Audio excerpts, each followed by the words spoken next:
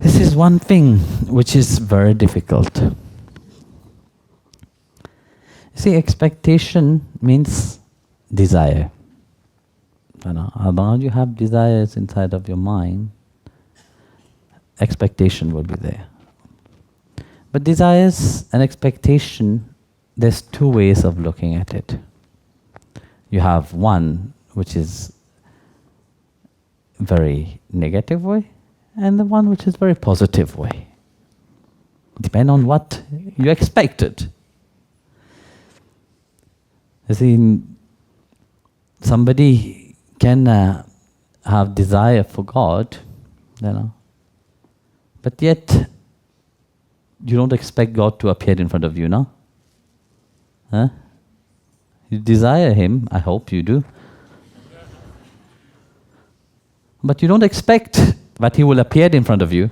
But you expect that He will give you what you are asking for. Yes or no?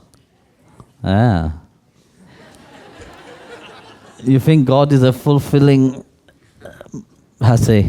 wish-fulfilling tree. Well, He is in one way. But this is not His job to do. Then you have another expectation which is completely insane, is desire, which turn when you don't get what you want, what happens? You go a bit cuckoo, a bit crazy. Sometimes this little bit can become bigger. Which majority of the people have, actually. Sorry to say it, but it is like that. See, as long as desire is there, and as long as it is fulfilled, you're happy. The moment it's not get fulfilled, you become miserable and unhappy. So, yes, your question is right, how to get rid of desire, but you should desire the right thing. Don't desire something that you will not get. You desire always things that you will not get. It is more, tempting, no? It is more enthusiasm, you get more enthusiasm, to desire something that you will not get it. Then you ask yourself, why do you desire that? Why don't desire something which will make you grow? You desire God, but you don't expect that He will appear in front of you. But He do sometimes. The problem is that you don't see Him. You don't recognize Him. When He come and knock at your door, you will think that, yes, this is a beggar from down the street. Or this is somebody which you don't like, or which you, try to run away from. Do you think that He will come with Shankha Chakra Gada Padma in front of you? Even seeing that form, Arjun was scared.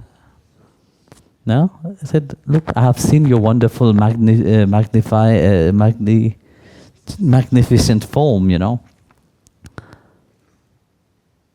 But I prefer to see you a little bit less scary.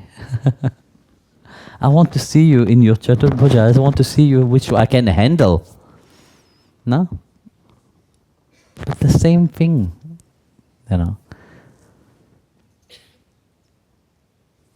If you can handle something, God will give you. If you can't handle it, why would He give you? In all satsang, I remind people, you're on the spiritual path, What about the love for God inside of you? You desire so many things, You desire a husband, you desire a wife, you desire a house, you have a car, you desire this, you desire that. But you desire everything which have limit. What about love True love. I'm not talking about this love which people today, they love you, you know. Yes, Swamiji will love you. They will write songs. You know, we love you, we love you, we love you. A big demonstration of love they will have. Hypocrite. Complete hypocrite. And how quickly you can forget about that love. Amazing. Just because you didn't get one thing. Just because you didn't get attention. Just because you didn't get what you wanted to have. If that is not hypocrisy, what it is? Are you a hypocrite? Ask yourself this question. You see, desire is not wrong to have, you know. But we should desire something which is permanent, no? How many desire do you have? Once it's fulfilled, it becomes so boring and same. You desire a husband. Swamiji, I'm not getting married. Can you please get me a husband? You know, Prabhu will come. I am in love with this Mataji. Swamiji, is it good? Yes, go. How long will that last? Ask yourself. How long have it last inside of you? Huh? As long as you are in the game of love, you know, it's wonderful. Maybe I'm wrong, what I'm saying. You know, maybe you don't want to hear that, and I don't care. Really. As long as that drama of loving each another is there, that drama will carry on. Once you get that person for you, yes, that's mine, finish. Then it go downhill. Yeah. Look at yourself. How is it? As long as you don't have something, it's the same. It is a thing. You know. But love is not a thing. Everything that you can hold and control, that's a thing. You will use it for some time. Once you finish using it, you will throw it away. And this is the reality of this world. This is the reality of how it is. You go on the spiritual path, you say, go in it, enjoy very beautifully, and then once you feel bored about it, you throw it away, you ditch it. Have you achieved that perfection? No, you didn't achieve that perfection. Have you achieved the grace of God? No, you have not achieved the grace of God. The desires are many. Are you happy?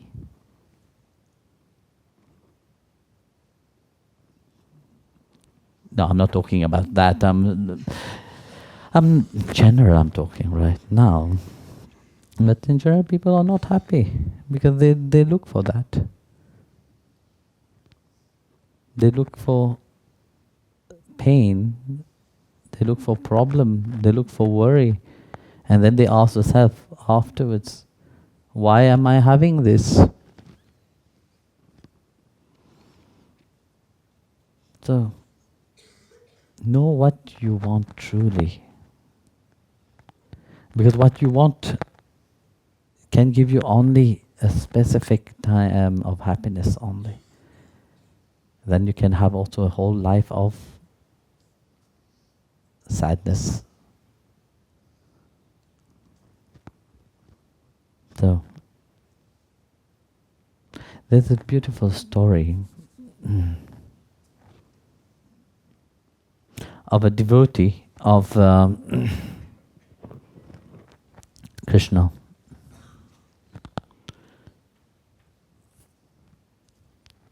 If I remember it correctly.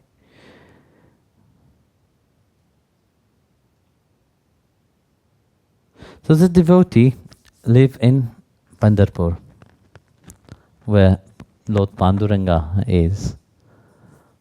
So on the river of Chandrabhaga. So his name was Yoga Paramahamsa Das. So this devotee, every day, he will read the 700 verse of Bhagavad Gita. Every day. It takes only 2 hours.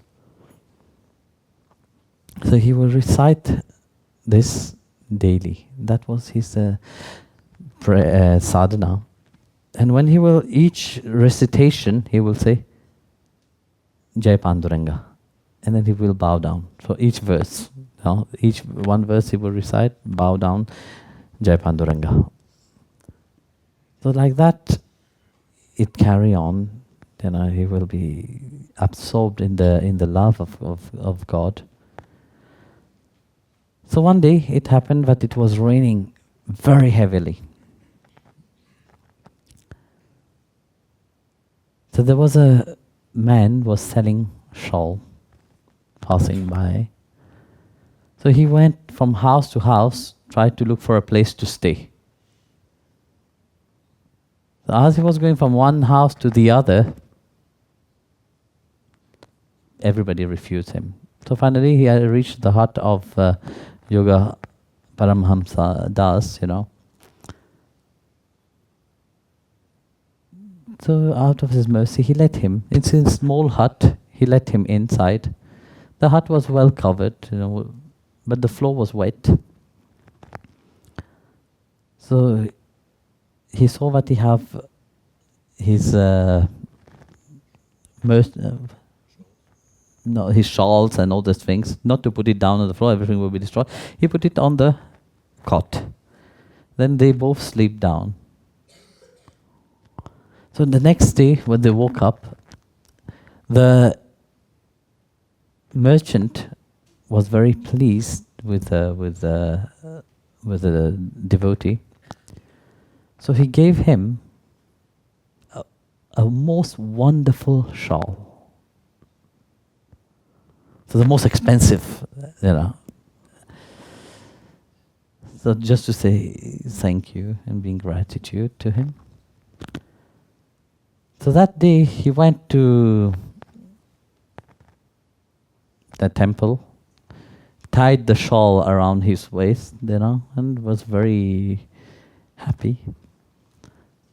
So as he was reading the Gita, so this time when he bowed down, he was very careful not to, dirty the shawl and not to make the shawl, damage. So he was taking great care with the shawl.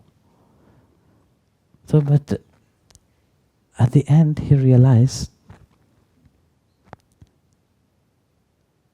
that feeling that he had when he was doing the prostration, he was bowing down, was not the same as every time. His attention, his focus was not on the Lord. He was not on Panduranga. Even if he was chanting the name, Jai Panduranga, he was bowing down, but his focus and attention was on the shawl. So he felt so guilty. So he felt so guilty inside of him that he asked Bhagwan for forgiveness. So for asking for forgiveness, he punished himself.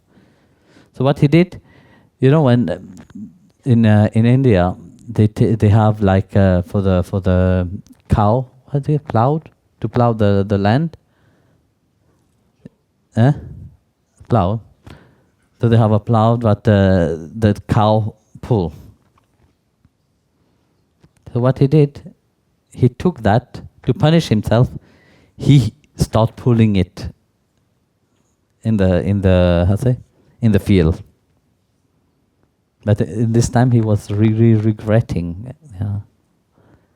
But his attention, his focus was not on Bhagwan, he could not feel the same love, But because of that, this is the greatness of a devotee, So as he was doing that, a little boy came to him. I said, "Why are you doing that? Please stop." Then he said, "No, I will not stop." I said, "Why you will not stop?" I said, "Because..." Then he told the whole story. So when he finished telling the story, he was crying. That little boy said, "Listen, you have realized your mistake, and you know what is the most important thing for you. So know that Bhagwan have forgiven you, And at that moment, Panduranga revealed himself. That little boy was none other than Krishna himself, who came in disguise. So you see, Bhagwan long for everyone. When he called you on the spiritual path, there's no mistake into it. But how much you desire for him, how much you long for him. Desire means also longing. Longing means a relationship. There's a relationship between you and him. So, if you desire him truly, can he refuse that? If there is truly, sincerely, the love for him inside, if sincerely nothing else bothers you, is it wrong? No, it's not. So you see, desire can be good and it also can be not good. It can free you as it can entangle you. This is that mind. That's why it says what you have to surrender is this mind. And he will give you what you need. Even without asking, he will give you everything. Don't think you know better than him.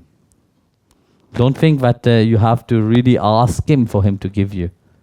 Then what kind of God he is? Like I said, you see, God always pre-planned everything ahead. He will test you. If you pass the test, you're lucky. If you don't pass the test, he's eternally patient.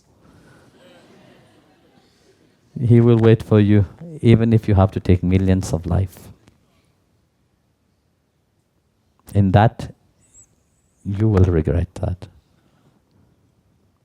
The choice is yours. Which kind of desire you want to feed in your mind.